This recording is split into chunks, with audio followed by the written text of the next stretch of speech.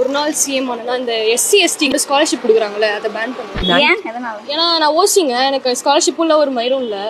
அப்போ யார் ஹையஸ்ட்ல இருந்தாங்களோ அவங்க இப்போ லோவா இருக்காங்க, இப்போ அப்போ லோஸ்ல இருக்காங்க, இப்போ ஹையா இருக்காங்க.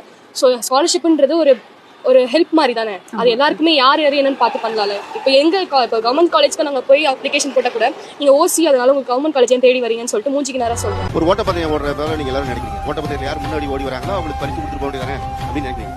அவர் சொன்னார் ஒரு உதாரணம், 100 மீட்டர் பின்னாடி நிற்க வச்சு உங்களுக்கு 100 மீட்டருக்கு முன்னாடி நிற்க வச்சு ஓடும்போது பின்னாடி வரவருக்கான வாய்ப்பு குறையுது. இன்னும் சொன்னோம்னா உங்களோட பக்கத்துலேருந்து ஓடி வர்றவங்களுக்கு எத்தனை பேருக்கு உங்களுடைய உடல் திறன் இருக்கு, சில பேருக்கு பார்வை இல்லாதவங்க கூட ஓடி வர வேண்டிய நிலைமை இருக்கு, ஓடி வர முடியாத கால் ஊனமுற்றவங்களும் கூட ஓடி வர வேண்டிய நிலைமை இருக்கு.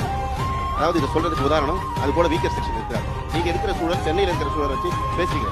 எத்தனை கிராமத்துக்கு வந்திருக்கீங்க, கிராமத்தில் இருக்கிற சூழல் தெரியுமா, கிராமத்தில் இன்னைக்கும் பிறந்த ஜாதி அடிப்படையில் அவங்க தொழில் செய்யணுங்கிற ஒரு நிலைமை இருக்குது, அது உங்களுக்கு தெரியுமா, அவங்களுக்கு இருக்கிற வாய்ப்புகள் மறுக்கப்படுறது உங்களுக்கு தெரியுமா, இது எதுவும் தெரியாது. சமூக நீதிங்கிறது பெரிய வரலாறு கொண்ட ஒரு விஷயம், அது உங்களுக்கு முழுவதும் தெரியணும்னு அவசியம் கிடையாது. எல்லா சமூகமும் சமமாக மதிக்கப்பட வேண்டும், ஆனால் அதுக்கான வாய்ப்பு இல்லாமல் அவங்க கீழே இருக்கிறாங்க. கீழே இருக்கிறவங்க கை தூக்கி மேலே வரும். அந்த கை தூக்கி விடுற விஷயம் தான் அந்த இடஒதுக்கீடு.